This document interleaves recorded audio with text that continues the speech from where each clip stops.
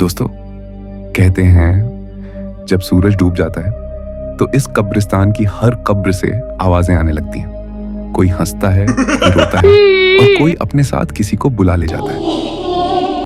आज हम जाने वाले हैं उस जगह जहां जिंदा लोग नहीं जाते, भारत के सबसे भूतिया कब्रिस्तान में। नमस्कार मित्रों, मैं हूं प्रेम। बिना टाइम वेस्ट करते हुए शुरू करते हैं इस हॉरर वीडियो को। खड़की वॉर सेमेट्री, पुणे, महाराष्ट्र के खड़की कैंटोनमेंट क्षेत्र में स्थित एक ऐतिहासिक और भावनात्मक रूप से महत्वपूर्ण स्थल है। यह स्मृति स्थल उन वीर सैनिकों को समर्पित है जिन्होंने प्रथम और द्वितीय विश्व युद्ध में अपने प्राणों की आहुति दी थी। खड़की युद्ध स्मशान स्थल, जिसे ब्रिटिश काल में खड़की वॉर सेमेट्री कहा जाता था, पुणे के उत्तरी भाग में मुला रोड पर स्थित है, जो रेलवे स्टेशन से लगभग 6 किलोमीटर उत्तर में है। ब्रिटिश प्रशासन ने इसे द्वितीय विश्व युद्ध के दौरान बनाए गए अस्थायी सैनिक समाधियों को स्थायी रूप से संरक्षित करने के लिए बनाया था। बाद में 1962 में बॉम्बे, मुंबई के सेवरी क्रिश्चियन सेमेट्री से 629 प्रथम विश्व युद्ध के सैनिकों के अवशेष यहां लाए गए और पुनः दफनाए गए। इस सेमेट्री में लगभग 1668 सैनिकों की द्वितीय विश्व युद्ध की कब्रें और 629 प्रथम विश्व युद्ध की कब्रें हैं। यहाँ दो प्रमुख स्मारक भी हैं। खड़की 1914 से 1918 स्मारक, जो 735 कॉमनवेल्थ सैनिकों की स्मृति में बनाया गया है, जिनकी कब्रें संरक्षित नहीं रह सकी। खड़की 1939 से 1945 स्मारक, जो लगभग 197 सैनिकों को समर्पित है, जिनकी कब्रें भारत और पाकिस्तान के अन्य हिस्सों में खो गईं। इन स्मारकों पर पूर्वी और पश्चिमी अफ्रीकी सैनिकों के नाम भी अंकित हैं, जिन्होंने भारत में रहते हुए सेवाओं के दौरान प्राण त्यागे।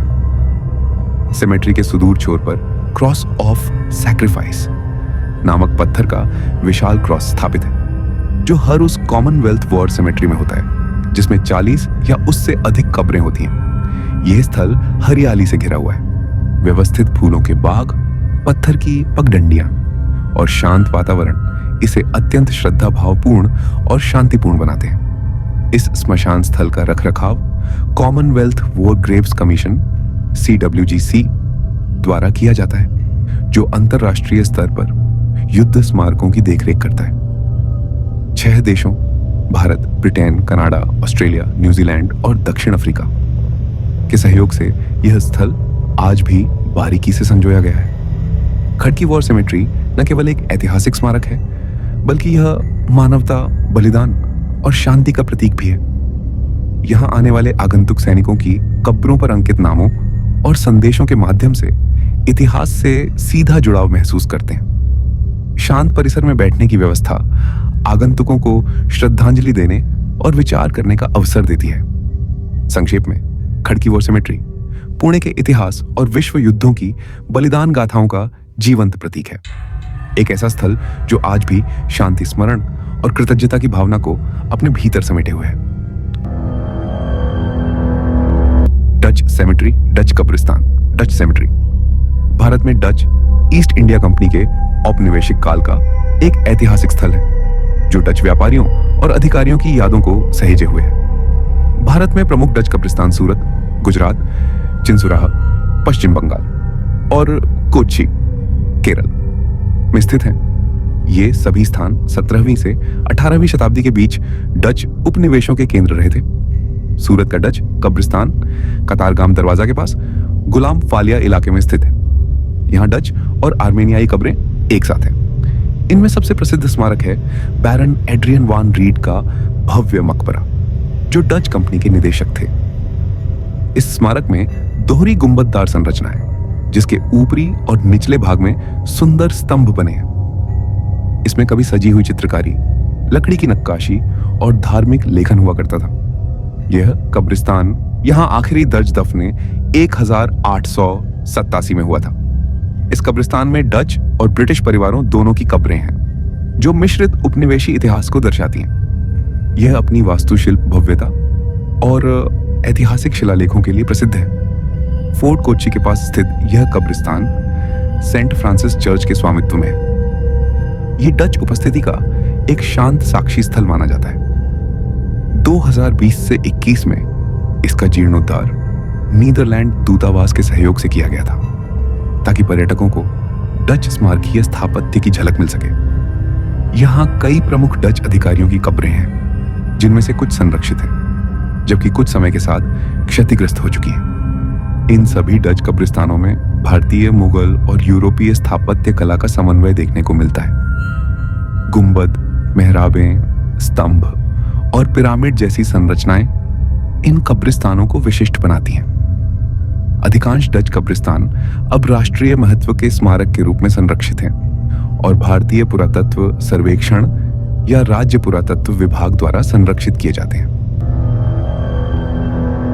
सेवरी सेमेट्री मुंबई के सबसे पुराने और ऐतिहासिक कब्रिस्तानों में से एक है। इसे ब्रिटिश काल के दौरान यूरोपीय नागरिकों के दफनाने के लिए बनाया गया था और आज यह अनेक प्रसिद्ध लोगों की अंतिम विश्राम स्थली है। सेवरी क्रिश्चियन सेमेट्री की स्थापना 1865 में आर्थर क्रॉफर्ड, जो बॉम्बे के पहले नगर आयुक्त थे, द्वारा की गई थी। यह भूमि एग्री हॉर्टिकल्चर सोसाइटी के बगीचों से ली गई थी। यह सेमेट्री यूरोपीय और भारतीय ईसाइयों दोनों के लिए उपयोग की जाती है और इसे शहर की सबसे बड़ी क्रिश्चियन सेमेट्री माना जाता है। सेवरी सेमेट्री मुंबई के सिवड़ी सैटी सेवरी इलाके में स्थित है।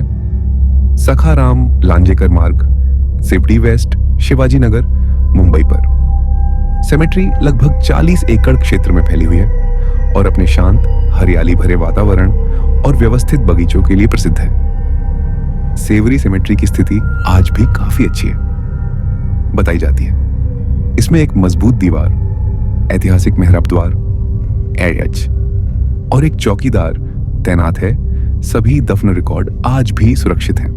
पहले विश्व युद्ध और द्वितीय विश्व युद्ध में मारे गए सैनिकों की कब्रें यहां थीं, जिन्हें बाद में कर्की वॉर सेमेट्री में स्थानांतरित किया गया। केवल एक महिला सैनिक, वुमेन्स ऑक्सिलियरी कॉर्प्स इंडिया की कब्र यहां आज भी मौजूद है और उसका रखरखाव कॉमनवेल्थ वॉर ग्रेव्स कमीशन द्वारा किया जाता है। सेवरी सेमेट्री अब न केवल एक दफन स्थल है, बल्कि मुंबई के औपनिवेशिक इतिहास का जीवंत दस्तावेज भी मानी जाती है। यहां कई हेरिटेज वॉक्स आयोजित की जाती हैं, जिनमें लोग शहर के इतिहास से जुड़े इन छिपे पहलुओं को जानने आते हैं। केलपाली सेमेट्री बैंगलोर, कर्नाटक में स्थित एक प्रसिद्ध और ऐतिहासिक ईसाई कब्रिस्तान है। इसे स्थानीय रूप से सेंट जॉन का कब्रिस्तान या सेंट जॉन चर्च ग्राउंड्स भी कहा जाता है। यह शहर के पयप्पनहल्ली क्षेत्र में ओल्ड मद्रास रोड के पास स्थित है और बेंगलुरु के सबसे पुराने सक्रिय कब्रिस्तानों में से एक है। कलपल्ली कब्रिस्तान का निर्माण औपनिवेशिक काल में हुआ था, जब ब्रिटिश शासन के दौरान बेंगलोर में बड़े पैमाने पर यूरोपीय समुदाय बसने लगे थे। इस कब्रिस्तान में हजारों ईसाई समुदाय के लोगों को दफनाया गया है। यह शहर के 2 प्रमुख कब्रिस्तानों में से एक है। दूसरा प्रसिद्ध कब्रिस्तान हौजुर रोड कब्रिस्तान है। यह कब्रिस्तान लगभग 10 एकड़ में फैला हुआ है और 2 भागों में विभाजित है।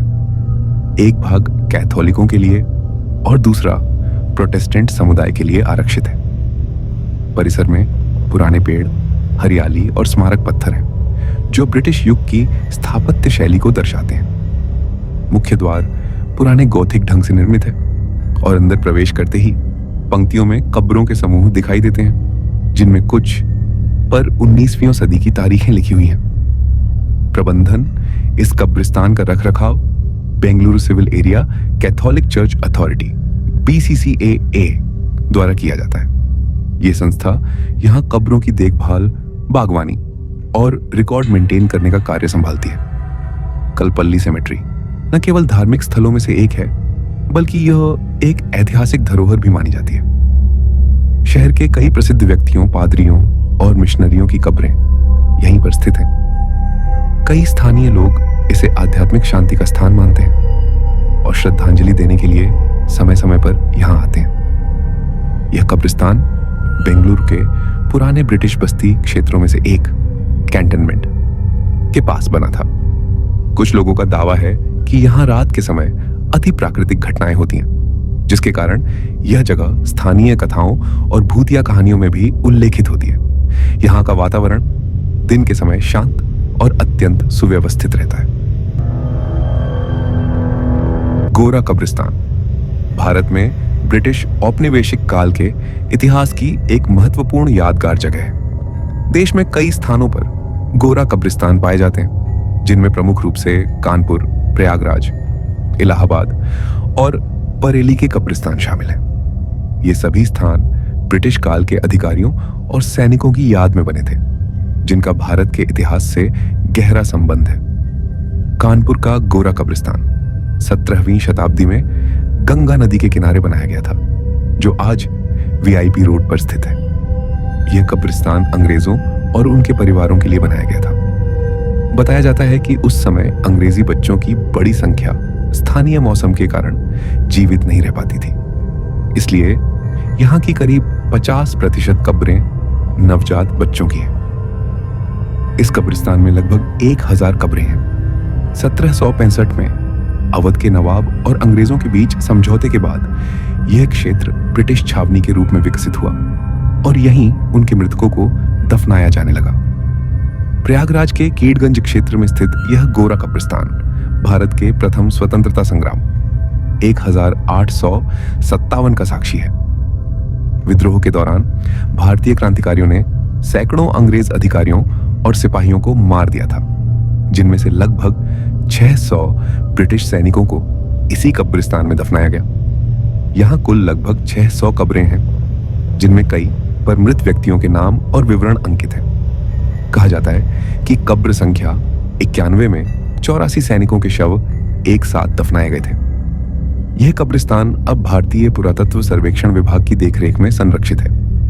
इस स्थान की गौथिक शैली की वास्तुकला और शिल्पकला इसे अद्वितीय बनाती है। हालांकि आज यह ऐतिहासिक स्थल है, परंतु शाम 6 बजे के बाद यहां आम लोगों का प्रवेश प्रतिबंधित है।